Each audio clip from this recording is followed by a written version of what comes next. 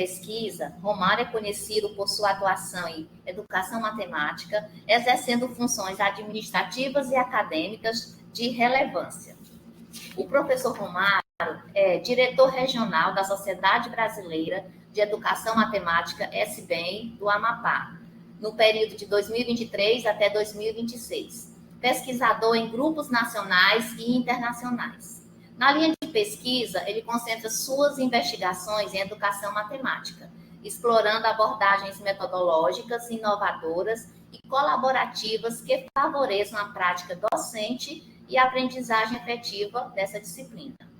Como reitor do Instituto Federal do Amapá, seu mandato está voltado para a promoção da excelência acadêmica, a inclusão educacional e a valorização das práticas de ensino alinhada às demandas locais e globais. Com uma sólida formação acadêmica e ampla experiência em projetos educacionais, contribui significativamente para o desenvolvimento da educação matemática e a gestão de instituições de ensino. Sua liderança no IFAP e a sua atuação de rede de pesquisa destaca seu compromisso com a inovação e a transformação educacional. Isso é só uma parte do currículo do professor. Professor Romário, seja bem-vindo.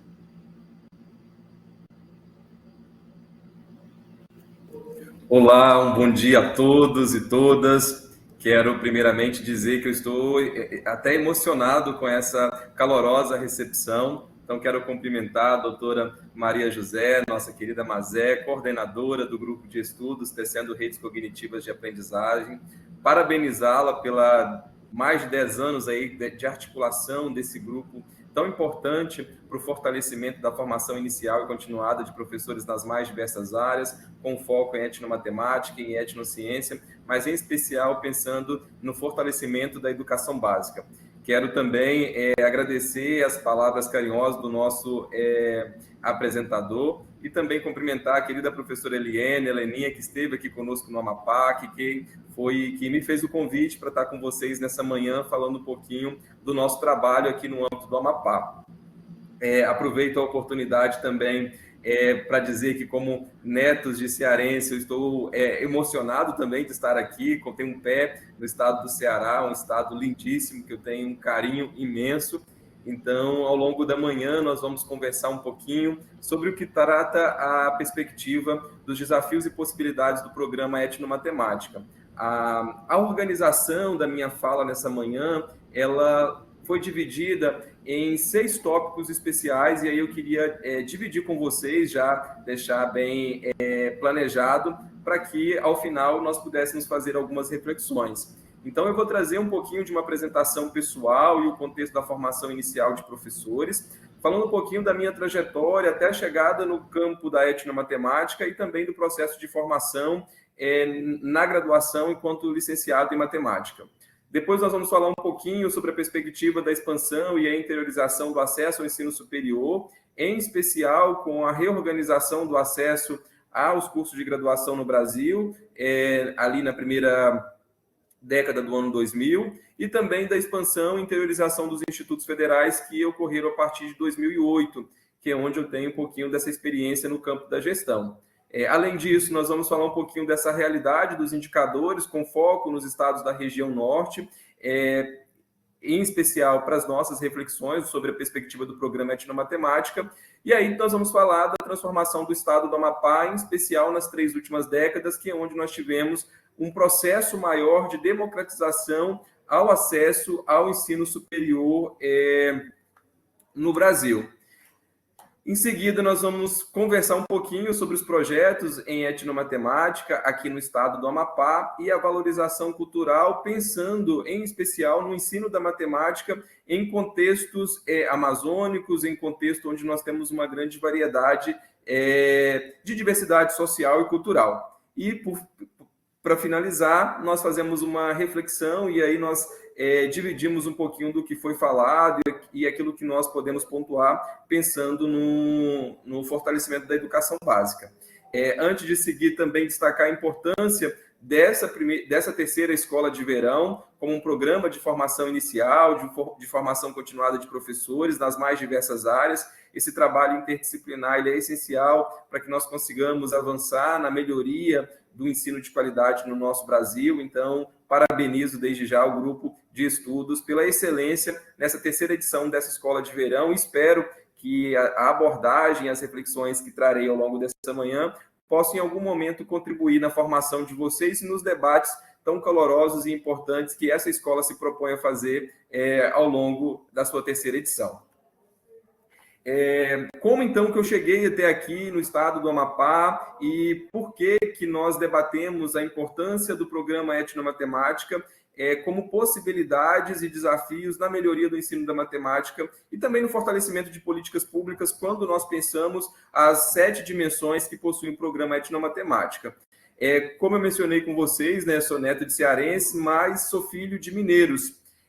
Meus pais, como a maioria dos brasileiros, né, não tiveram a oportunidade de estudar na idade regular e, morando em Minas Gerais, eles também trabalharam na agricultura durante muito tempo, num período aí bem delicado, que era o período ali pós-ditadura, já pensando nesse processo também da redemocratização do Brasil.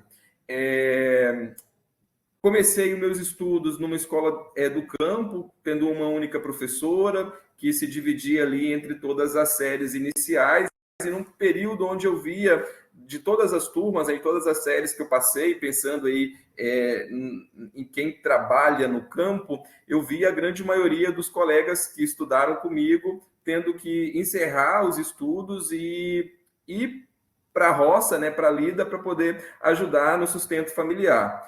Os meus pais, embora não tenham tido a oportunidade de estudar na idade regular ou de completar todos os processos formativos, eles sempre observaram na educação uma possibilidade da gente furar essa bolha social e ter acesso a melhores oportunidades.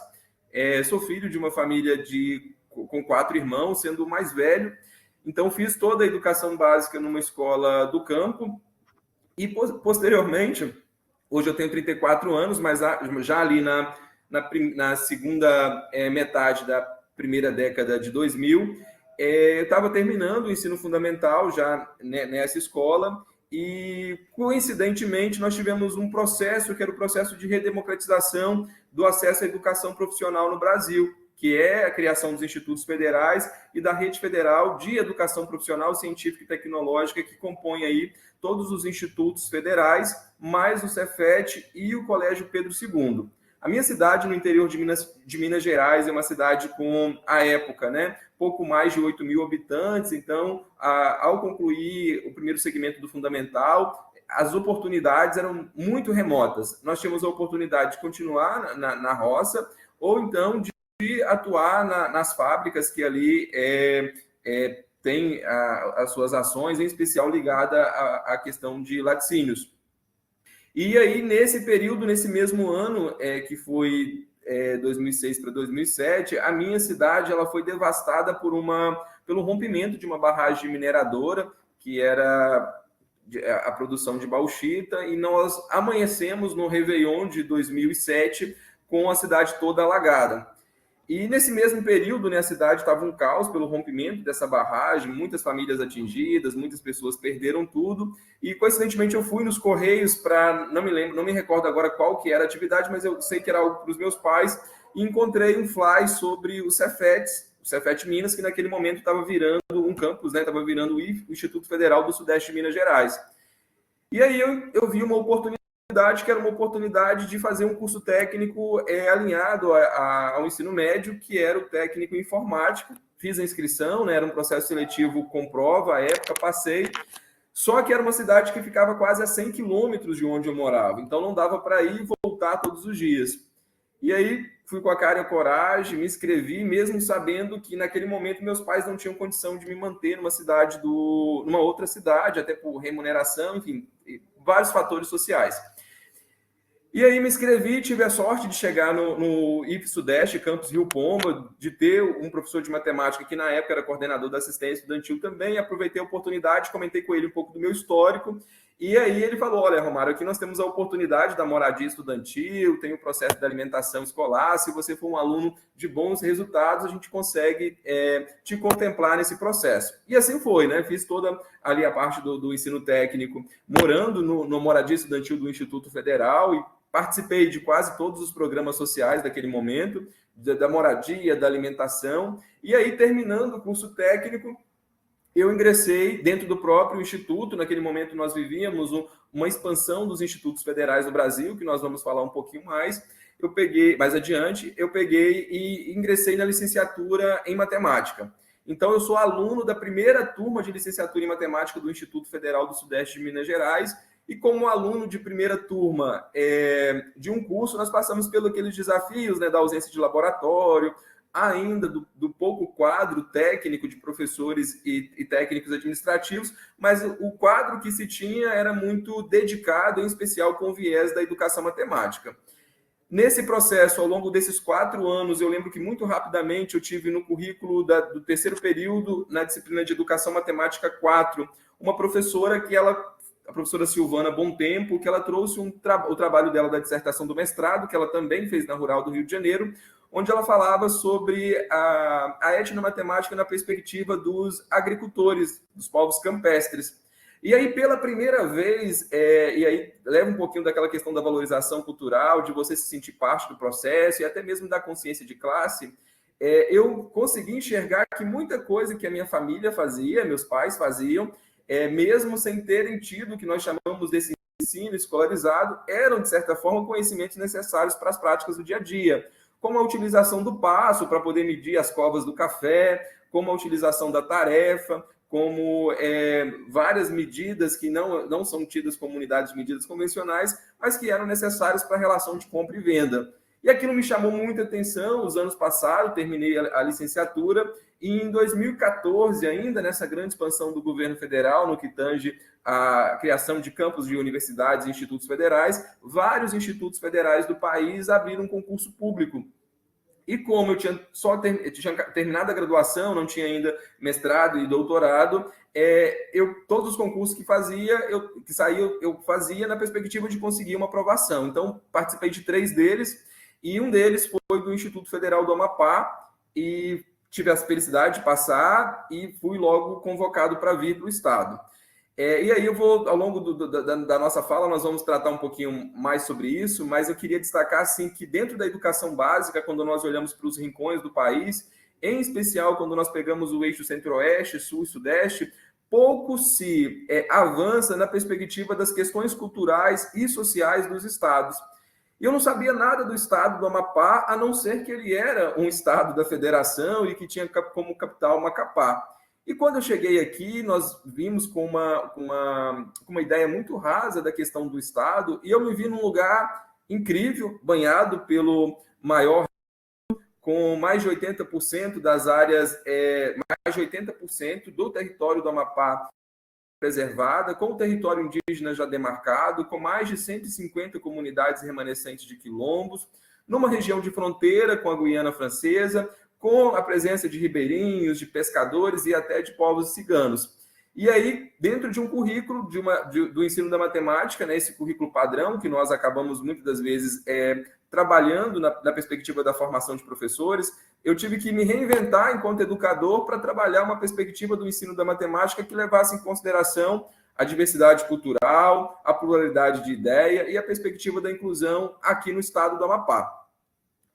Ao longo desses 10 anos aqui no estado do Amapá, nós conseguimos realizar um mestrado, como a Leninha bem pontuou, também fizemos o doutorado na perspectiva da educação matemática, e todos eles trabalhando com uma pegada de etnomatemática. Fomos convidados para compor alguns grupos de pesquisa, todos eles no campo da etnomatemática, que é um pouquinho do que eu vou falar mais adiante para vocês. Mas só para vocês terem uma ideia, eu trouxe alguns indicadores aqui para as nossas reflexões. Esses indicadores eles estarão ligados à educação de jovens e adultos, à formação inicial e continuada de professores, ao currículo, à valorização cultural e as políticas de Estado, pensando aí na melhoria do ensino e aprendizagem. Nas últimas semanas, nós tivemos aí a apresentação pelo ministro da Educação sobre o programa Pé de Meia, E aí vejo, né, como uma política pública extremamente necessária por fortalecimento da formação de professores no país, e esperamos que os estados e municípios possam acompanhar esse investimento, também compondo a carreira dos professores, para que, não apenas na formação inicial, mas ao longo de toda a trajetória, a profissão de docente ela tenha uma valorização e seja atrativa, em especial para os nossos jovens que seguem aí sendo o futuro da formação do nosso das demais crianças e jovens que virão futuramente. Um dado muito importante é quando nós pegamos a perspectiva da taxa de analfabetismo no país. Esse dado que eu trago para vocês, ele estava apresentado desde 2019 e ele leva em consideração pessoas que têm de 15 anos ou mais. E nós conseguimos observar que, comparado a demais regiões do país, os estados do Norte e do Nordeste, eles ocupam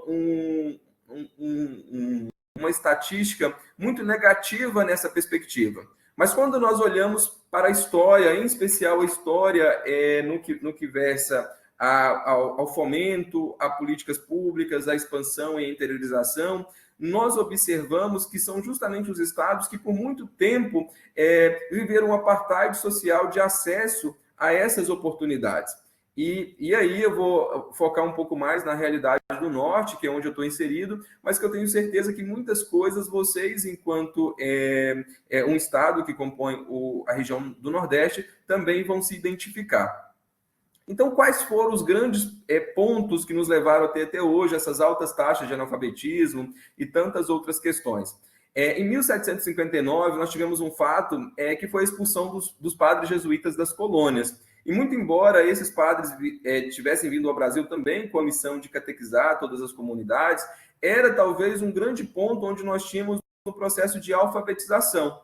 Com essa expulsão, talvez a gente tenha um dado lá no século seguinte, que ele está refletido também nessa expulsão, que em 1889, com o fim da monarquia no Brasil, nós temos aí que 80% da população brasileira, eles eram considerados analfabetos, ou seja, pessoas que não tinham a possibilidade de sequer assinar o próprio nome. Em 1918, nós temos em toda a América Latina, com o Manifesto de Córdoba, a gritante necessidade de que nós tivéssemos políticas públicas, em especial nas universidades, voltadas para atender a camada social. Então, quando nós observamos que em 1918, a gente pegar aí um pouco mais de 100 anos, pensando na história, e uma história muito recente, quando a América Latina toda gritava por maiores e melhores oportunidades no acesso ao ensino superior no país, no âmbito do Brasil, nós estávamos iniciando o debate da extensão como uma dimensão formativa, começando ali pela Universidade de São Paulo e pela própria Universidade de Viçosa. Depois nós tivemos um processo da ditadura militar e em 2007, muito recente, nós temos a criação do PROEJA, uma política de fortalecimento da educação de jovens e adultos ligada à educação profissional, muito embora antes da criação do PROEJA nós já tivéssemos a educação de jovens e adultos, o Mobral e tantas outras políticas que, de certa forma, caminhavam ali para uma perspectiva da redução da taxa de analfabetismo. Em 2008 nós temos a criação dos institutos federais, em 2019 nós temos ainda um dado muito indicador, que é de 69,5 milhões de brasileiros não concluíram uma das 3 fases da educação básica. Então, nós temos aí uma grande parcela da sociedade que não havia acessado até 2019 o ensino superior no país. Esses dados eles são ainda mais alarmantes quando nós pensamos que de 2020 até final de 2022 o mundo todo passou por um cenário de pandemia que culminou com grande também ataque ao segmento da educação, em especial pelas desigualdades sociais, que muitas pessoas não conseguiram acompanhar as atividades no ensino remoto e que precisou, por muitas das vezes, se evadir dos ambientes escolares. Para vocês terem uma ideia, nós temos aqui um panorama, e aí muito dessa linha da onde venho trabalhando, do avanço da educação profissional no país. Os institutos federais eles surgiram em 2008, mas nós temos desde 1909, com a atuação do presidente Nilo Peçanha, a educação profissional em nível federalizada. Iniciou em 1909, com 19 escolas de artifícios, e na primeira década de 2000 nós tínhamos em torno de 219 unidades, e chegamos agora em 2025 em especial com destaque para a atuação do presidente Lula e da presidenta Dilma, com 780 unidades, campus dos institutos federais espalhados pelo Brasil. O Instituto Federal do Ceará ele é uma grande referência para nós dentro da rede federal, pelo número de campos, mas também pela articulação dialogada no que tange ao ensino, a pesquisa e extensão e a inovação. E essa mesma expansão ela foi acompanhada pelas universidades, que também tiveram a criação de novos campos e novas universidades, com um olhar voltado também para as necessidades e especificidades dos estados da região norte e do nordeste. Observem um mapa que vocês vão verificar que até 2008 o Amapá não tinha nenhuma unidade de Instituto Federal, de Cefet ou de Colégio Pedro II. Essa informação é importante quando nós chegarmos um pouquinho mais adiante e formos falar sobre as características do estado do Amapá no que tange acesso sobre rodovias e ferrovias. Aqui outro dado importante, mas muito rapidamente, que é sobre, dentro da rede federal, nos institutos federais, pela legislação, obrigatoriamente 20% das vagas nós precisamos destinar à formação de professores, ou seja, cursos de licenciaturas. E 10% das vagas nós precisamos destinar ao público da educação de jovens e adultos e ProEja. E aqui eu fiz um recorte da região norte, né, pegando todos os 7 estados, e vocês vão verificar que com mais de 15 anos de criação dos institutos, essas instituições ainda não conseguiram fazer a oferta de 20% das vagas para curso de licenciatura e os 10% das vagas para curso de jovens e adultos, mesmo estando num lugar que historicamente os indicadores do IBGE nos mostram isso, com um alto nível de pessoas que não concluíram uma das etapas da educação básica. Por outro lado, nós ainda conseguimos observar sobre a faixa etária das pessoas que hoje ingressam nessas instituições, então nós verificamos ainda um público muito heterogêneo quando se trata dos institutos federais.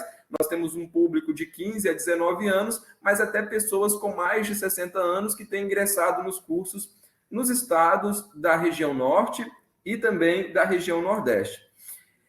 Aqui nós temos também um pouquinho sobre as características, e aí nós observamos no que tange a etnia, né, e a raça, nós observamos que, e também sobre a remuneração, a renda, dentro dos institutos federais, isso não é diferente nas universidades, eu trago um pouquinho do espelho do Amapá. Nós temos 60% no mínimo do nosso público vindo de situação de vulnerabilidade social, ou seja, pessoas que têm a renda per capita familiar inferior a um salário mínimo e meio. Então, é um indicativo importante, ou seja, nós precisamos pensar cada vez mais políticas públicas de assistência estudantil, moradia, alimentação e transporte, para que esses alunos tenham aí consigam acessar, ter o êxito no caminhar e o sucesso na conclusão dos cursos. Nós temos um pouquinho da variedade das etnias presentes, nós observamos ainda que os negros, pardos e indígenas ainda é uma proporção muito pequena dentro das universidades e dos institutos federais, então é um debate que nós sempre trazemos, em especial aqui no Amapá, onde nós temos uma unidade do Instituto que está no município do Oiapoque, onde nós temos o município com a maior população indígena do estado. Nós temos hoje no estado do Amapá, é um estado que tem aí uma população em torno de 900 mil habitantes, 12 mil indígenas, e a grande maioria deles está localizado no Parque Nacional da Reserva do Tumucumaque e também no Oiapoque. Então, essas oportunidades elas precisam ser debatidas para que esse público consiga cada vez mais acessar as instituições de ensino superior no país, pensando também nessa diversidade de currículo e nesse processo formativo que é tão necessário para a inclusão de todos os grupos sociais. Ainda sobre a formação inicial de professores, nós temos hoje, na nossa realidade do Amapá, o debate da curricularização da extensão. Nós temos aí, talvez historicamente, um dos únicos programas de fomento à formação de professores no país, com mais de 10 anos, sendo o PIBID. Tivemos nas últimas semanas, o anúncio do pé de meia para as licenciaturas e, no último ano, a chegada de 100 novos campos dos institutos federais, que fortalece um pouquinho essa ampliação e essa possibilidade de acesso ao ensino superior no país.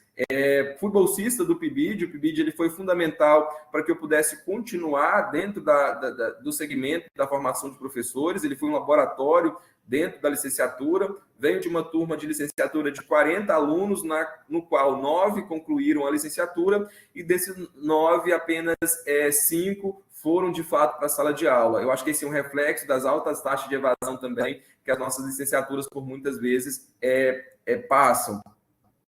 Sobre a formação de professores, Chamentão fala que tem sido entendida como um processo permanente de aperfeiçoamento de saberes necessários à atividade profissional, realizado após a formação inicial, com o objetivo de assegurar um ensino de melhor qualidade aos educandos. As escolas de verão, e aí aproveito para dar os parabéns mais uma vez ao grupo, ele também compõe esse processo de formação continuada de professores, pensando em especial na valorização do ensino da matemática. Aqui nós temos também uma outra realidade que vai casar um pouquinho com os desafios do programa Etnomatemática, que são o número de doutores por área e também por região. Então, se vocês observarem, nós conseguimos notar que os estados da região norte, em todas as áreas do conhecimento, ele tem o menor número de doutores a cada 100 mil habitantes. Esse é um dado de 2016, mas de 2016 para cá, em especial também pelo período da pandemia, esse indicador ele não teve uma significativa alteração. Aqui nós temos também a distribuição de programas estricto sensu no Brasil. Então, se vocês observarem, o Amapá, nesse cenário, também ocupa um espaço não tão atrativo para os pesquisadores. Nós temos menos de 10 programas estricto sensu aqui no nosso estado, e já estamos chegando à 5ª instituição de ensino superior, que é que eu vou falar um pouquinho mais adiante também. Então, os nossos desafios eles são gritantes aqui no âmbito do nosso estado. Aqui nós temos os principais problemas que levam com que o aluno ele tenha uma evasão, pensando no reflexo aqui dos estados da região norte, que a perspectiva ligada às altas taxas de evasão, a necessidade de trabalhar muito cedo, o ensino integrado, que é algo que nós oferecemos no Instituto, eles acabam não sendo atrativos para os alunos, porque eles não têm o interesse de passar o dia todo dentro da instituição, porque a grande maioria precisa começar a trabalhar muito cedo para poder ajudar na renda familiar, e tudo isso colabora para que nós tenhamos uma evasão e aquele indicador de 69,5 milhões de pessoas, pensando no contexto de todo o território nacional, fora das escolas. E aí nós chegamos, então, nesses desafios, que é o ensino da matemática, o programa Etnomatemática no âmbito do estado do Amapá. O estado do Amapá, embora isso não seja tão divulgado, ele é o estado mais isolado da federação em termos geográficos. Nós não possuímos acesso terrestre para nenhum outro estado da federação. Quando nós pensamos no Acre, por exemplo, ele tem uma rodovia que consegue interligar o estado de Rondônia, e o Amapá não. A nossa única conexão hoje por por rodovia se dá com a Guiana Francesa, com a Ponte da Amizade, que até um ano e pouco atrás ela estava aberta apenas para o lado francês. Ou seja, os franceses tinham livre acesso ao território nacional do Brasil, mas os brasileiros não tinham livre acesso ao território da Guiana Francesa. Diante disso, né, nós também temos aí a perspectiva de ser a única capital banhada pelo Rio Amazonas. Nós temos a fronteira com a Guiana, o que possibilita esse intercâmbio cultural e comercial. Temos uma posição estratégica que contribui para uma cultura rica e diversificada. A questão da linha do Equador, o Amapá é atravessado pela linha imaginária do Equador, o que significa que as temperaturas são elevadas durante todo o ano, mas que também proporciona uma vegetação que ela também é rica na diversidade biológica. Com um detalhe, nós estamos fazendo o mapeamento das árvores gigantes na Amazônia, e o santuário das árvores gigantes, elas ficam no extremo sul do estado do Amapá, que são angelins, que têm mais de 88 metros de altura. Então, nosso trabalho enquanto academia tem sido também nessa perspectiva de contribuir com a valorização desses espaços, né? Também temos a maior fortificação militar, que é a Fortaleza de São José, do século passado. Ela hoje é um espaço de visitação e cultural, e nós somos o segundo menor estado em número de municípios, com apenas 16 municípios. Alguns marcos históricos para vocês também terem uma dimensão dos nossos desafios do acesso ao ensino superior. Eu mencionei que até 2008 nós não tínhamos campus do Instituto Federal. Pontuei ainda que é um estado que não tem acesso aos demais estados da federação por via terrestre, o que fazia com que aquelas pessoas que tinham interesse em ter qualquer curso nível médio, técnico, federal ou superior, até a década de 90, eles precisavam ir para outros estados, como o estado do Pará ou outras capitais mais próximas. Então, nós temos alguns marcos históricos que está ligado diretamente ao estado do Amapá, que foi as características que eu passei anteriormente. Um pouquinho sobre a SBEM aqui no nosso estado, vou falar mais à frente. As 3 universidades e o instituto já bem consolidado, mais 2 que estão chegando agora. E aí, nós chegamos um pouquinho no contexto da Universidade Federal do Amapá. Eu fiz uma consulta e a Universidade Federal do Ceará ela foi criada na década de 50, né, em 1954. Mas acredito que antes disso a universidade já tinha aí um conjunto de ações que vinham sendo realizadas. A Universidade Federal do Amapá ela foi instituída de fato e de direito em 1990. Então nós estamos falando de instituições aí, de uma instituição que não tem ainda nem 35 anos de existência. Então ela foi criada em 1990. O curso de licenciatura em matemática na Universidade Federal do Amapá, ele chega também logo nessa criação, em 1990, pensando na formação de professores para a educação básica, para atender o território. Hoje é um colegiado que tem 19 docentes, 18 docentes, dentre desses 18 docentes, 11 já com doutorado, e possuem 5 grupos de pesquisa, né? Os grupos de pesquisa, na grande maioria das vezes, da universidade, eles estão ligados à matemática pura e aplicada. Nós temos apenas o grupo da professora Simone, que também é vice-reitora da Universidade Federal do Amapá, que está mais ligada à área de educação, que é o grupo de pesquisas em tecnologia, educação, inclusão e acessibilidade. Então, esse é um pouquinho da realidade da Universidade Federal, e o programa de matemática lá, o Profmat, está ligado à própria universidade, por isso eles têm um viés muito ligado à própria Sociedade Brasileira de Matemática, nem tanto à Sociedade Brasileira de Educação Matemática. A Universidade do Estado do Amapá, o EAP, ela é um pouquinho mais recente, ela chega no estado em 2006, então nós estamos falando também de mais uma instituição que não tem nem 20 anos de existência, é uma criança quando nós comparamos as demais universidades do país. O curso de licenciatura em matemática lá é criado em 2018, sendo que em 2020 ele tem uma perspectiva de interiorização indo para o interior do estado. Um colegiado com 19 docentes, desses 19, 4 são do segmento da educação matemática e eles possuem 3 grupos de pesquisa e todos os 3 grupos de pesquisa são ligados ao campo da educação matemática, sendo na área de estatística e matemática, pesquisas em etnomatemática, cultura e relações etnorraciais, e também um outro que é na área da educação à distância. E o Instituto Federal do Amapá, criado em 2008 pelo presidente Lula. O curso de matemática tem início em 2016, nós temos 18 docentes, nós estamos com nenhum grupo de pesquisa credenciado ao CNPq, porque teve uma atualização da nossa Pró-Reitoria de Pesquisa, e aqueles grupos que não haviam sido atualizados, eles foram extintos do nosso quadro. Atualmente, eu estou na criação do grupo de pesquisa em etnomatemática e cultura amazônica, pensando por uma necessidade do GT5 e da Rede Internacional de Etnomatemáticas Brasis, da criação de grupos de pesquisa que tenham etnomatemática no nome.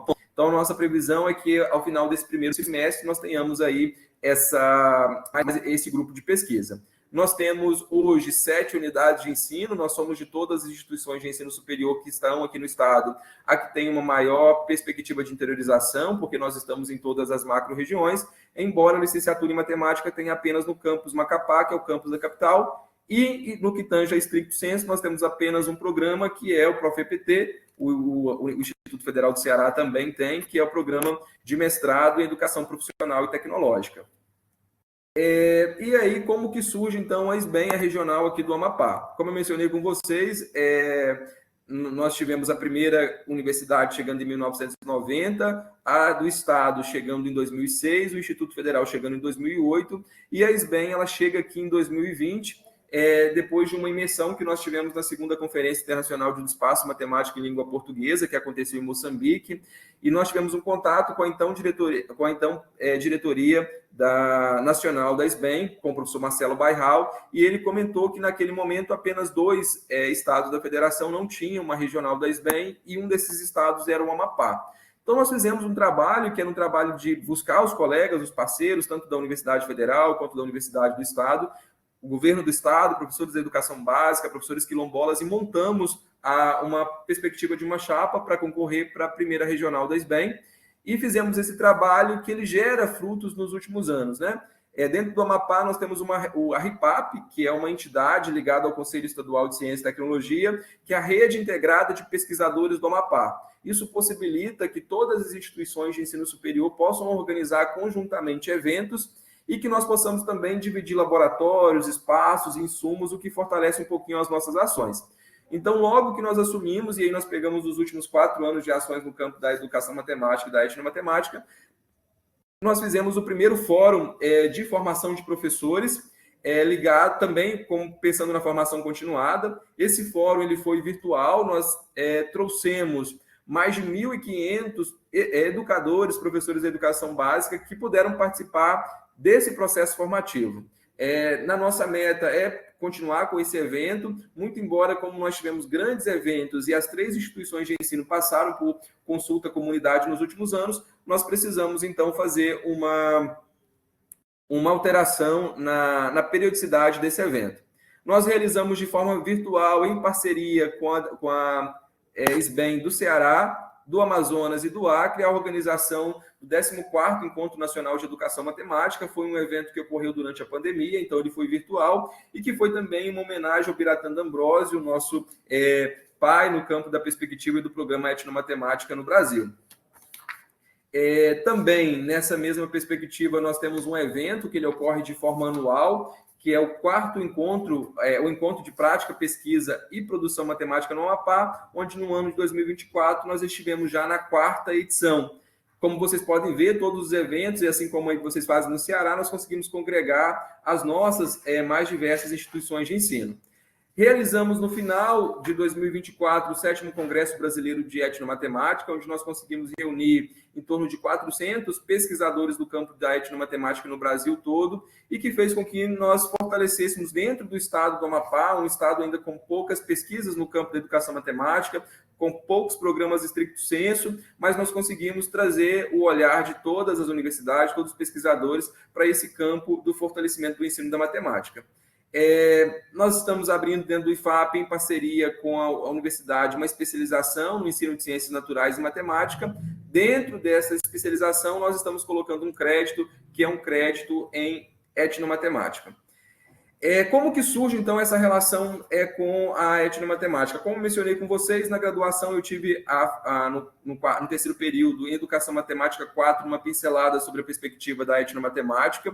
Consegui me enxergar naquele processo, e quando eu chego no estado do Amapá, no instituto para lecionar, sem ainda uma formação continuada em termos de mestrado, doutorado e especializações, e me vejo com uma diversidade cultural, e que o currículo que eu estive inserido na licenciatura não tenha me preparado de forma muito pontual para essas ações, para os desafios que nós encontramos, vejo dentro do campo da etnomatemática uma perspectiva de conseguir fazer com que os alunos, em especial os que vinham de comunidades ribeirinhas e que pegavam em 2, 3 horas de catraia, conseguisse ter uma certa admiração pelo campo da matemática. E nós tivemos um primeiro trabalho científico, que foi a etnomatemática no cultivo e produção do açaí em comunidades ribeirinhas, que foi apresentado no Congresso Norte-Nordeste Pesquisa e Inovação em 2018, no qual nós ganhamos o primeiro lugar na perspectiva de inovação. Então, naquele momento, eu vi que dava certo trabalhar a etnomatemática, pelo reconhecimento da comunidade, mas também pelo fato de que os alunos, em especial aqueles que estavam na educação básica, tinham ali um interesse para realizar a pesquisa aplicada e trazer os resultados, porque eles se enxergavam naquele processo, eles viam que o que os pais, os avós, os parentes faziam, tinham como também nós trazermos para dentro do currículo, considerando, e aí eu faço uma crítica ao Programa Nacional do Livro Didático, que ele não consegue, até mesmo pela dimensão continental de um país como o Brasil, inserir todos os grupos sociais. Então, muitas das vezes, os alunos aqui do Amapá, eles não se enxergam dentro da construção dos materiais didáticos que são apresentados nas escolas. E aí, a partir disso, nós começamos a trabalhar no campo da etnomatemática, fomos para o mestrado, tive a orientação do professor Linhares da Rural do Rio de Janeiro, trabalhando a etnomatemática como um princípio de valorização sociocultural nas comunidades tradicionais. Aí, muito próximo da capital, aqui nós temos algumas comunidades quilombolas e comecei a desenvolver o trabalho muito ligado na linha do Mar Abaixo, que é um movimento artístico e cultural genuinamente amapaense, e também com as louceiras do Maruanum. E aí, a partir disso, nós começamos com os alunos da licenciatura. Da licenciatura, ter vários trabalhos de TCC, alguns deles ligados ao empoderamento feminino, alguns deles ligados à construção de fornos vegetais, outros ligados à educação indígena.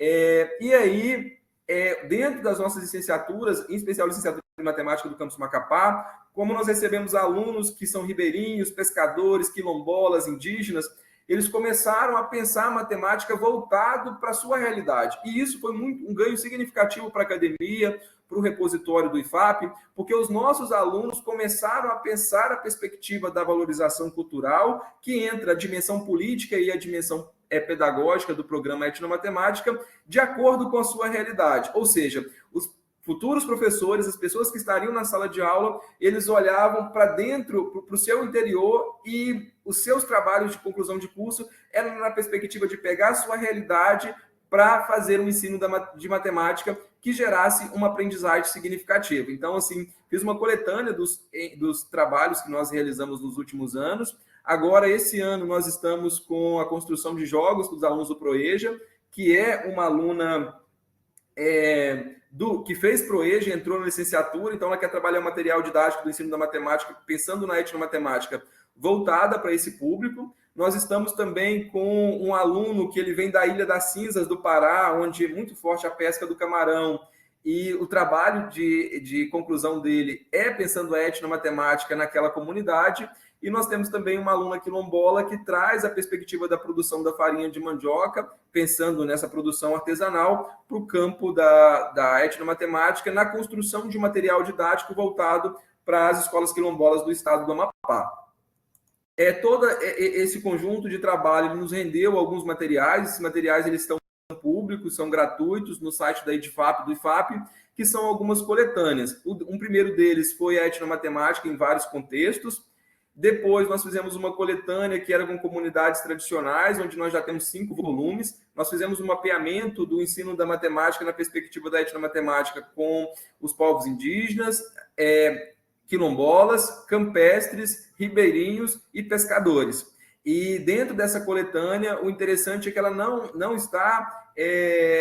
por exemplo, quando nós trabalhamos no volume 2, os povos indígenas, todos os autores têm uma coautoria, o autor principal sendo também indígena.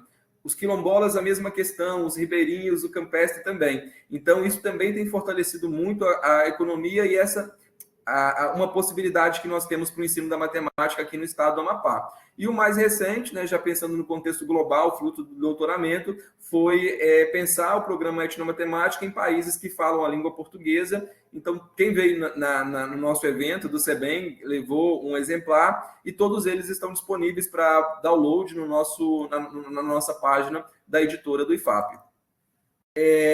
Aí falei um pouquinho das nossas atuais pesquisas também. Aí um pouquinho do que nós estamos desenvolvendo na produção da farinha. Essas já são algumas fotos do trabalho da Kate, que está mais diretamente pensando na produção da farinha no campo da etnomatemática. Um pouquinho das nossas comunidades quilombolas, são alguns registros fotográficos. E aí, uma das pesquisas que nós estamos avançando e que foi também do meu doutoramento é com as louceiras do Maruanum. As louceiras do Maruanum é uma comunidade quilombola muito próxima aqui da capital, que tem como característica que as mulheres elas acabam assumindo a liderança familiar no que tange a economia e a própria organização política. Essas mulheres elas acreditam na presença de uma ancestralidade que elas chamam de mãe do barro, e durante uma única vez ao ano isso dialoga com a perspectiva do programa de escola de verão, porque é a ideia da etnociência ligada à sustentabilidade, à valorização cultural e à saúde. Essas louceiras, hoje anciãs, são 12, elas criaram uma associação, que é a Associação das Louceiras do Maruanum. Uma única vez por ano, elas pedem licença a essa atividade que elas acreditam que é a mãe do barro, vão até um espaço que é o barreiro, e aí elas fazem um único buraco, após pedir licença a essa divindade mãe do barro, e elas extraem a argila. Essa argila, juntamente com as cinzas de caripé e a junta e sica, elas produzem um artesanato, que é as louças do Maruanum, que são comercializadas aqui no estado e hoje em vários lugares do país, durante todo o ano. Então, tem uma relação de sustentabilidade também, de devoção. Durante a extração desse barro, elas não utilizam nenhum metal, porque elas acreditam que a presença do metal não agrada a mãe do barro. É um trabalho também que mulheres, por exemplo, grávidas, em ciclo menstrual ou que perderam algum familiar não podem participar. Geralmente elas colocam um turbante na cabeça para que nenhum cabelo caia dentro do barro. E aí elas acreditam que, de acordo com a dedicação, com o preparo, com esse ritual, é que a mãe do barro, né, ou a vozinha do barro, ou a mãezinha do barro, como algumas chamam, satisfeito ou não, vai dar a quantidade de argila necessária para a produção. O interessante é que elas fazem um único buraco nesse barreiro e a argila que der ali vai ser o que vai sustentar o artesanato delas para o ano todo. Se não tiver argila, elas voltam para suas residências e só no ano seguinte elas voltam de novo pedindo essa bênção da mãe do barro. Geralmente, esses buracos eles têm até 2 metros de profundidade, na 4ª camada que elas conseguem encontrar a argila necessária para a produção das peças. E feito, como eu falei, é feito uma única vez. Aqui tem um pouquinho do trabalho, da extração. Estou falando um pouquinho rápido, só para vocês terem um pouquinho da dimensão do que nós fazemos aqui na pesquisa. E aí, ao final, elas fazem uma oferenda, são essas imagens, e devolve dentro do buraco e cobrem esse buraco. Essas oferendas geralmente são panelas, são peças como se fosse um fogão, e elas doam essa oferenda para a mãe do barro e aí retornam só no ano seguinte. Geralmente elas armazenam essa argila nesses plásticos, nesses sacos plásticos, que são sacos de radiação, porque, segundo elas, eles, ao longo do tempo, verificaram que tem maior durabilidade. Quando nós começamos o trabalho com a comunidade, uma das questões que as louceiras sempre falavam é que elas tinham medo dessa cultura, que é uma cultura já secular delas, pudessem se perder, porque as crianças que estão vindo agora não viam atrativo nessa perspectiva de fazer o barro, de fazer as peças de artesanato, e que muitas das vezes essas crianças vinham para a capital, não encontravam um processo de empregabilidade, e muitas das vezes também acabavam sendo aliciadas para a questão de drogas e tantas outras questões. Então, nós começamos um trabalho que foi de mostrar a perspectiva do programa Etnomatemática e da etnomatemática numa pegada da valorização cultural. A partir disso, né, nós organizamos uma obra fotográfica, um livro, trouxemos o Projeto Cultura ao Make da Universidade dos Estados Unidos também para uma participação. A Faculdade Nova de Lisboa também, de Portugal, tem estado conosco em alguns trabalhos com elas. Recentemente, elas desenvolveram um documentário também, que provavelmente muito em breve vai ser lançado. E nós começamos a ver as adolescentes, as crianças, começando a ter um interesse em participar desse processo, né? E até porque, por muitas das vezes, esse contexto histórico não era retratado dentro da sala de aula. E aí não se avançava nos estudos ou na referência à mãe do barro, já que muitas das louceiras se afirmam como católicas. Então, embora elas não falam, nós encontramos uma relação muito próxima do que elas relatam sobre a mãe do barro com uma divindade, com o orixá, que é a Iansã. Então, é algo que a gente também vem conversando e tentando fazer alguns mapas conceituais, alguns modelos, e inserindo também dentro das propostas pedagógicas, dentro do próprio instituto, das universidades. Hoje a Unifap, a UEAP, o IFAP, juntamente com esses parceiros, tem sido aí muito presente nessas ações.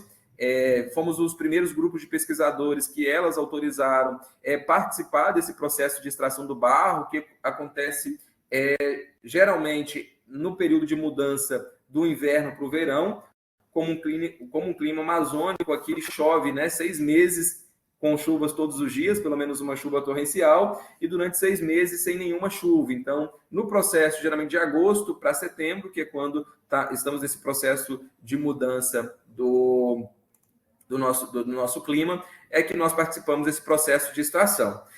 As mudanças climáticas, obviamente, afetam o modo de vida dessas louceiras.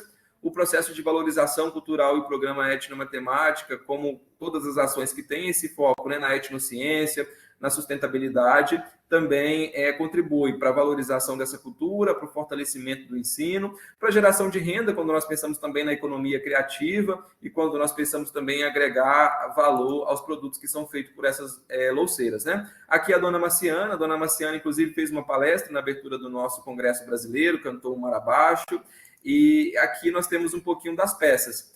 A grande maioria dessas louceiras também não tiveram oportunidade de estudar, mas nós observamos que todas as peças delas têm algumas identidades, são alguns desenhos, e nós retratamos esses desenhos como assinaturas, e observamos também que nesse conjunto de desenhos que são feitos por essas louceiras, nós temos praticamente todos os frisos matemáticos. Então, quando nós levamos isso para a sala de aula, o interesse dos nossos alunos é extremamente amplificado com essa compreensão de ver a sua realidade, o seu dia a dia retratado. É interessante porque recentemente nós participamos aqui da Escola da Terra, das Florestas e dos Rios Tucujus, que eram na capacitação de em torno de 200 pedagogos, e nós levamos um pouco do programa Etnomatemática para a sala de aula. Nós tivemos como retorno desses professores que, trabalhando lá na educação básica, no primeiro segmento, no processo de alfabetização, quando a realidade, né, do ribeirinho, a construção de um barco, quando é ligado à realidade, a motivação dos alunos ela é extremamente amplificada. Então, nós conseguimos aí verificar como que o programa Etnomatemática, a pegada etnomatemática, a valorização cultural para o ensino da matemática, contribuem de forma significativa com os alunos. Aqui a gente tem as peças que são feitas por essas louceiras, são peças rústicas, e o valor agregado está mesmo nesse contexto histórico das louceiras, né? Aqui mais um pouquinho das fotos da realidade do nosso estado do Amapá. Estamos também com um trabalho muito forte, né, com os povos indígenas Wayampi. Os povos indígenas estão hoje na licenciatura intercultural indígena da universidade. Nós temos alguns trabalhos já feitos com Sequia Wayampi, que é um professor do campo da matemática. Estamos desenhando agora uma especialização ligada especificamente à matemática, mas com foco em etnomatemática, para os agamins, que são os agentes socioambientais indígenas formados pelo Instituto e pelos alunos da licenciatura intercultural indígena também. Aqui um pouquinho da realidade, né, dos povos Wayampi, que é onde nós estamos avançando agora, e nós mapeamos como desafios para o nosso desenvolvimento de pesquisa no campo da educação matemática e da etnomatemática aqui no estado.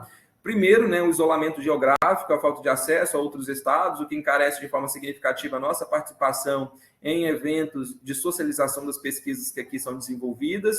Embora os nossos cursos já tenham um pouco mais de 10 anos, a alta carga horária dos colegiados é algo que vem impactando também. A redução dos recursos orçamentários dos institutos e universidades que nós vivenciamos, em especial durante o governo do Michel Temer e do presidente Bolsonaro.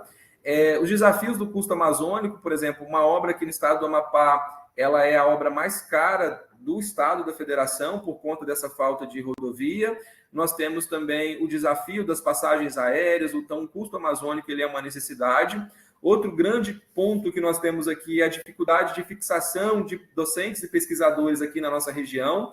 Muitas das vezes, quando o colega, né, ele passa aqui para dar aula no instituto ou na própria universidade, ele já vem naquela perspectiva de muito breve voltar para o seu estado ou de ficar na capital. Então, isso dificulta em estados como o Amapá, onde nós temos quase todo o estado coberto por florestas e tal, essa dificuldade de fixação de docentes e pesquisadores no interior. A baixa procura para os cursos de licenciatura, acreditamos que agora com a licenciatura dos pé de meia isso possa melhorar. A alta taxa da evasão nos cursos também de licenciatura, por muitas das vezes o aluno não conseguir se identificar com esse currículo que nós apresentamos, mas também por verificar outras oportunidades, considerando em especial os planos de carreira que nós temos para professores da educação básica nos municípios e nos estados da federação. O que é que nós vemos como potencialidade? Essa relação direta com as comunidades tradicionais. Como eu falei, são mais de 150 comunidades num estado que é relativamente pequeno. A alta demanda, né, de docentes em todas as esferas. Então, hoje, tenho a tranquilidade de dizer que todos os alunos que formam nas nossas licenciaturas, eles já saem diretamente para o mundo do trabalho. A nossa capilaridade,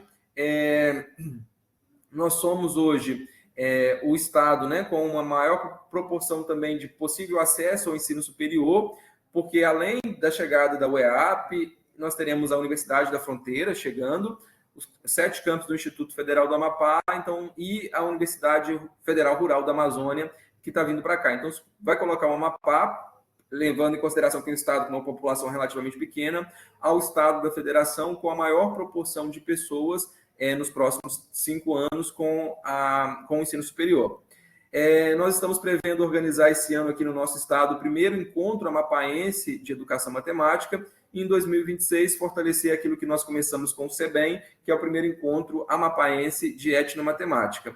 É um estado em grande expansão. Hoje nós vivenciamos o desafio da possibilidade da exploração do petróleo na margem equatorial norte, que isso impacta diretamente a vida das comunidades tradicionais, impacta diretamente a academia, impacta diretamente, pode amplificar também, no primeiro momento, as desigualdades sociais. Então, nós, enquanto academia, pesquisadores e gestores, também precisamos participar desses debates que estão aí, estão postos na sociedade, e nós não podemos nos calar diante dessas questões, né?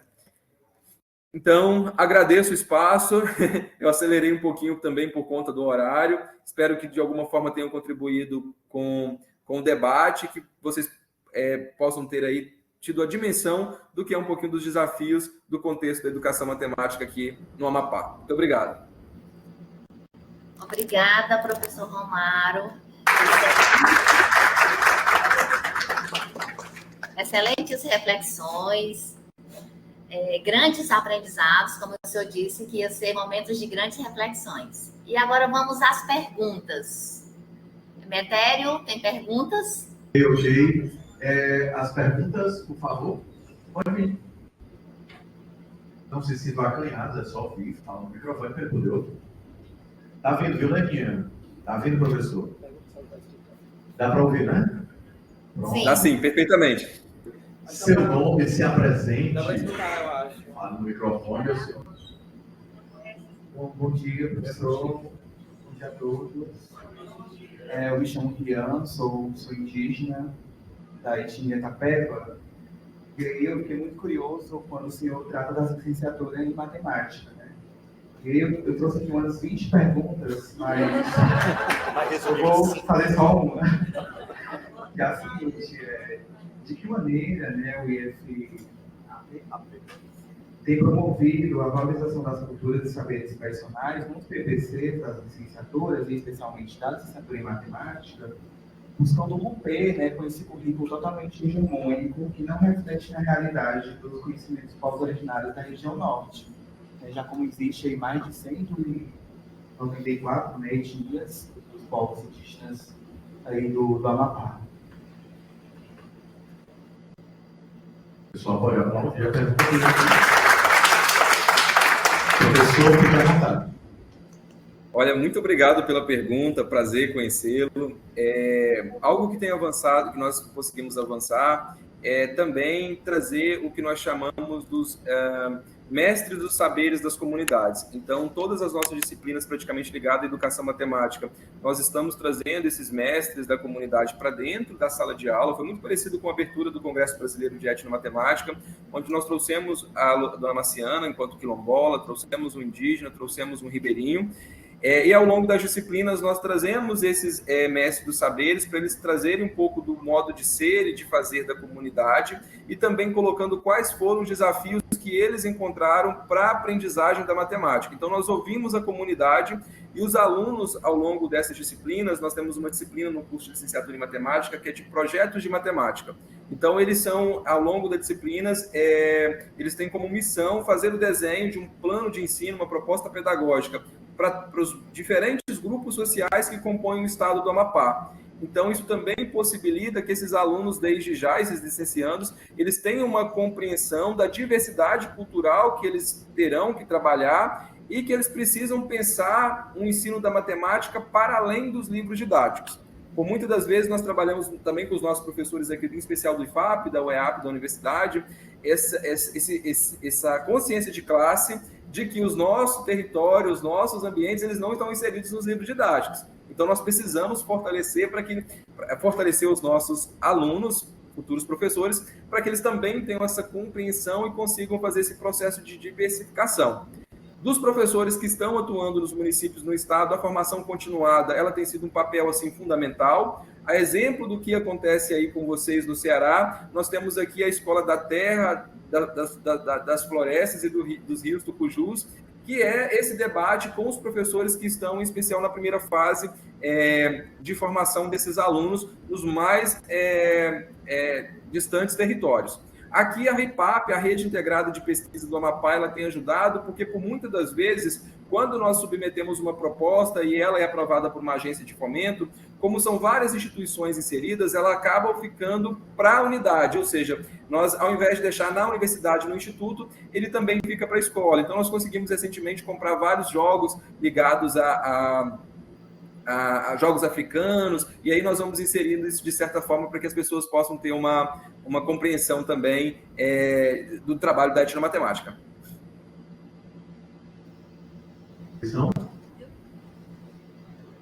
Mais uma pergunta, professor. Nossa doutora, muita coisa chique. Se apresente, professor, lhe conhecer e faça sua pergunta para o Chico.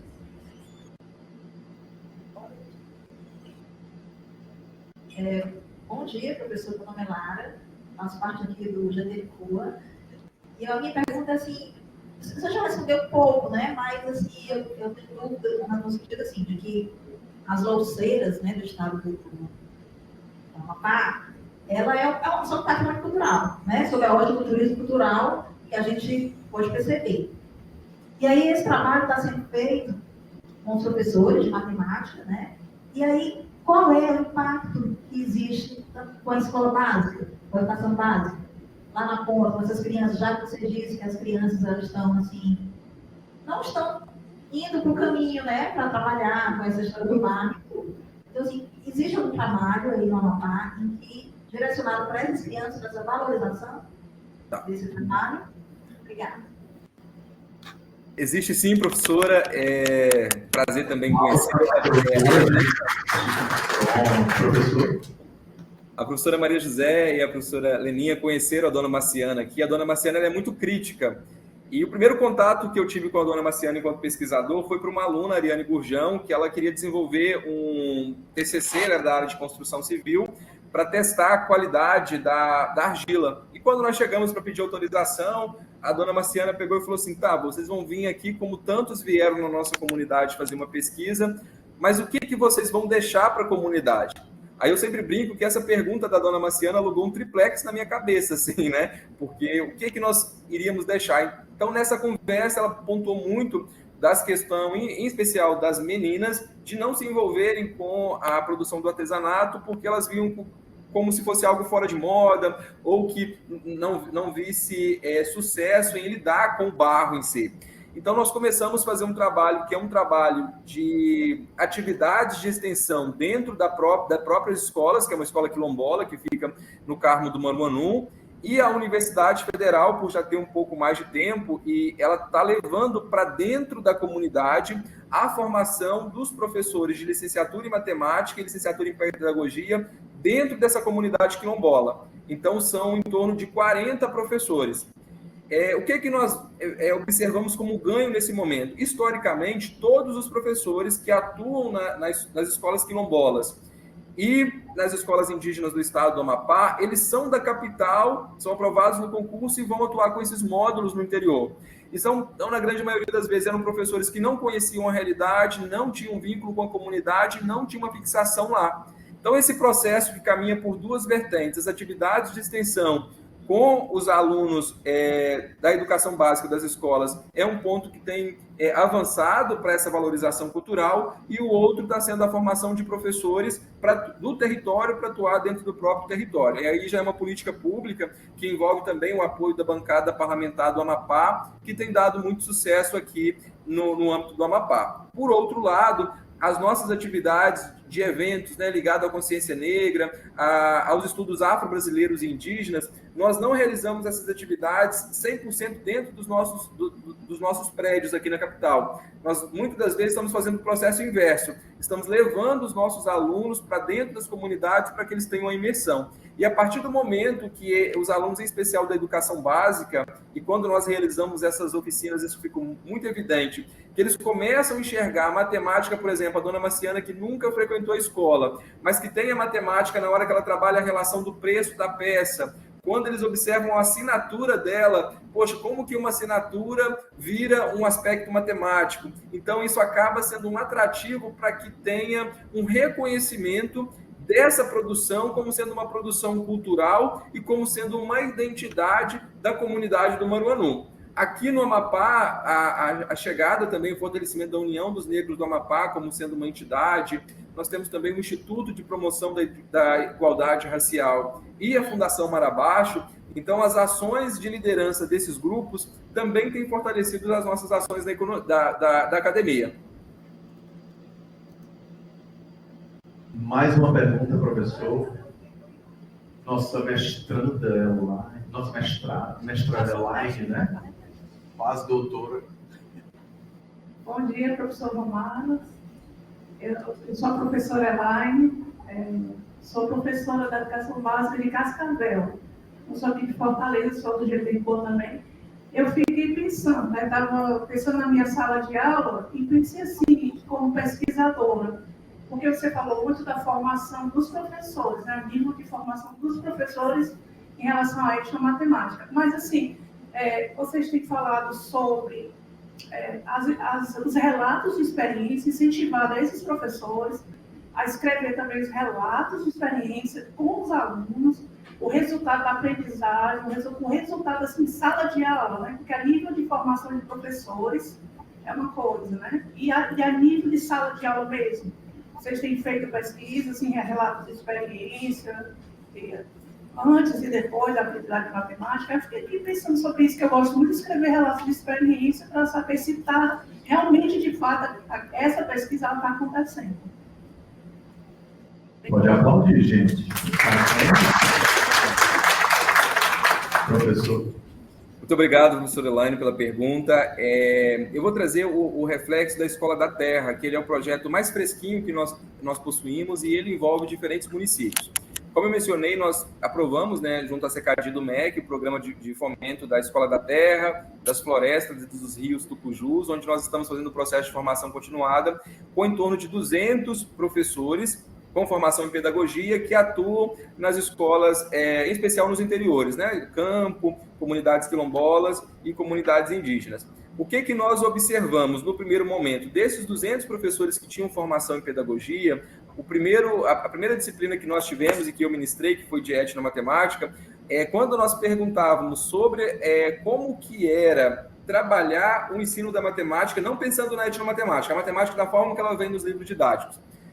Por unânime, assim, em torno de 70% a 80% desses profissionais, eles relataram a dificuldade de trabalhar com a matemática. Então, e eles evidenciaram que essa insegurança que eles sentiam por não ter tido dentro da formação na pedagogia uma bagagem matemática e na educação básica também algo que fosse sólido, eles tinham uma insegurança em passar isso para os alunos. E aí nós fizemos aquela pergunta clássica, né, que é sobre os alunos que se destacam. Aí muitas professoras colocavam assim, a gente tem alunos, às vezes, que estão tão bons em matemática, que nós ficamos até constrangidos de avançar com esses alunos. E aí, dentro do segundo momento, nós fizemos uma proposta, já apresentando o programa Etnomatemática, as possibilidades de valorização cultural, que esses professores pudessem preparar uma aula pensando nessa valorização cultural. O que tem, por exemplo, ligado aos pescadores, aos ribeirinhos, às comunidades quilombolas. e que depois pudessem comparar esse resultado com outras atividades que eles vinham realizando. Então, nós temos esses primeiros indicadores, fruto da Escola da Terra, mas nós temos também os relatos dos nossos alunos que hoje são egressos e que também têm atuado com módulo tanto nas comunidades quilombolas como nas comunidades ribeirinhas aqui do nosso estado. Dentro do SEBEM, nós tivemos bons relatos aqui do estado do Amapá, e esses 200 professores que estão agora concluindo o programa Escola da Terra, nós estamos gerando um e-book com o relato e com os planos de atividades que eles desenvolveram no campo da etnomatemática, que também vai ficar público, e aí vai ser uma bagagem, eu acho, com bastante robustez para todo o programa etnomatemática no Brasil inteiro. Muito bom. Mais alguém? Mais alguma contribuição? Mais uma contribuição, professor, se apresente, faça sua pergunta para o X. Bom dia, sou o professor Energia da Rede Municipal de Fortaleza. E, em primeiro lugar, parabenizar por você ser uma pessoa assim, tão nova e acreditar tanto na educação. Isso muito nos inspira. De tudo que você nos falou hoje é bem significativo, inclusive dialogando com o Auswell, dialogando com o Paulo Freire.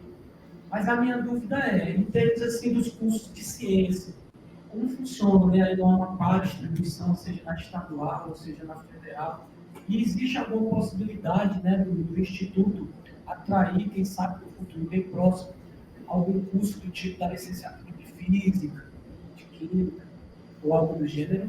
Parabéns. Olha, aplaude, gente. Nós temos aqui no Instituto Federal do Amapá, nas universidades, também na Universidade do Estado e na Universidade Federal, a licenciatura em Química, Física, Biologia, Matemática e Intercultural Indígena, e algumas delas com a licenciatura em Pedagogia. Então, nós estamos tentando fazer um trabalho, e já tem dado frutos, que é esse trabalho casado, né, das diversas ações.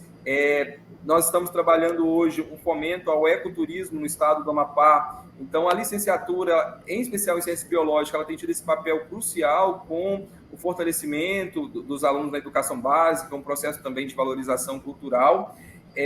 Nós estamos criando as trilhas ecológicas e, como eu falei inicialmente, sobre o Santuário das Árvores Gigantes, é também um desenho que vem sendo feito pelo curso de licenciatura em ciências biológicas. A nossa especialização, que é a especialização no ensino de ciências e matemática, ela acaba abarcando todo esse público. Então, dentro desse processo formativo, como uma formação continuada, nós conseguimos dialogar de uma forma muito tranquila e pensar alguns projetos que são interdisciplinares. Aqui no Amapá, nós temos o Museu Sacaca, que é um museu que leva muito ligado à medicina natural. Quem veio para o SEBEM pôde também participar da abertura dentro desse espaço. Então, essa participação das outras entidades, que é o próprio governo do estado, que é também os municípios e que é o Instituto de Pesquisa do Amapá, tem também contribuído para essa valorização da etnociência, porque nós conseguimos também avançar nessa geração de renda e economia. E aí eu vou trazer um exemplo das sementeiras do Araguari, que é o que nós temos aqui no Amapá também. É um território no centro do estado que durante a década de 90 estava tomado pelo garimpo ilegal, e quando o exército expulsou os garimpeiros, a própria comunidade se voltou contra o exército, porque a fonte de renda que eles tinham era vender o alimento para os garimpeiros. E aí a universidade e o IEPA começaram um trabalho que era de mostrar para essas pessoas como que a saúde delas já estavam debilitadas pela atuação do garimpo, analisando, por exemplo, a taxa de mercúrio no sangue. E aí uma outra ação do Instituto IEPA e da universidade foi de levar para essa comunidade uma perspectiva da formação de produtos oriundos da própria floresta. Então, as sementeiras do Araguari, hoje, elas fazem a confecção de velas, de sabonetes, de unguento, de chás de andiroba, de copaíba, para venda. É também conhecido em todo o território nacional. Elas têm uma página no Instagram que é Sementeiras do Araguari. Então, nós entendemos que esse elo da academia, dos cursos de formação de professores com esses diferentes órgãos, potencializa também esses projetos que gera lá na ponta renda e também fortalece essa valorização cultural, esse reconhecimento como parte daquele território e que a importância da preservação desse território para a própria sobrevivência da comunidade. do nosso tempo. Professor, terminamos o nosso tempo. Infelizmente, não teremos mais outra pergunta, mas em meu nome, em nome do grupo e em nome de todos os presentes, lhe agradeço demais. A sua contribuição foi maravilhosa, principalmente na gente poder trocar e fazer essa interação e essa integração entre uma região tão linda, tão maravilhosa e que muitas vezes é desconhecida de muitos, né? Estava, inclusive, comentando com a professora Mazé a questão das árvores, a questão da diversidade, a questão das comunidades, a questão das tradições, e que muitas vezes a gente que mora no lugar não valoriza o que é nosso. A gente não olha para o que é nosso. A gente tem foto em tudo quanto é ponto turístico, mas muitas vezes do nosso lado, que tem coisas valorizadas pelo povo de fora, a gente não valoriza. Pois bem, em nome de todos que fazemos o Grupo GTCOA, o Grupo de Estudos e Pesquisas, agradecemos a participação inestimável sua, professor doutor Romário Antônio Silva, a quem damos uma salva de palmas. Agradecemos também a nossa Leninha, que dá uma salva de palmas para a Leninha. E claro, anunciamos que terminamos a nossa programação matinal, mas antes de nos despedir, sua fala final, professor. Quero só agradecer mais uma vez o carinho, o convite. Estou honrado por estar participando com vocês. O Ceará ele é uma referência para nós aqui, as pesquisas em todas as áreas do conhecimento é uma referência. Quero agradecer a professora Mazé e a professora Leninha, que são pesquisadoras que nós admiramos, que nós conseguimos ter uma troca muito positiva aqui no CEBEM. Então, desejo aí que nós tenhamos parcerias muito frutíferas para os próximos anos. Aproveito para convidá-los. Em junho, o Instituto Federal do Amapá está organizando o 8º encontro dos núcleos de estudos afro-brasileiros indígenas, que são os NEABIs, os ENEABIs, do Brasil todo. Então, nós vamos receber no nosso estado aqui, já está disponível a programação, né, o processo de inscrição na EVEN 3. Então, quem tiver aí interesse, puder, nós receberemos aqui com muito mar abaixo e com muita música popular amapaense, que a Leninha conhece bem já, mas a professora Mazé. Que chique, que coisa linda. Professora Mazé, sua fala final, vem cá, nos encante, nos inspire. Professor Romário, foi assim, uma alegria muito grande de ouvir. Conhecer o Amapá de outro modo, como a gente estava falando aqui, eu conversando com a Metério, e olhando, né, para quanta diversidade, para quanta informação você trouxe. Então, parabéns pela sua fala. Apresentou muito bem o seu estado. Acho que ele está aprendendo até os cearenses aí, viu, falar. Porque foi muito bonito mesmo, assim, ver a diversidade de cultura que nós temos e como essa cultura pode entrar na nossa sala de aula, pode nos fortalecer como educadores. Muitíssimo obrigada, estamos assim, honradíssimos com a sua presença. Obrigado. Perfeito.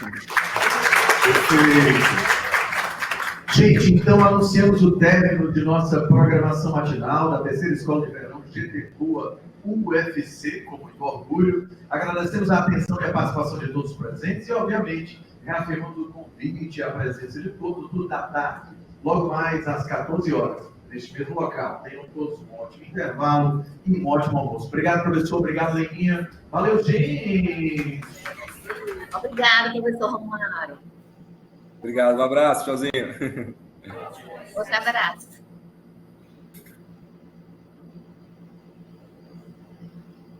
Leninha.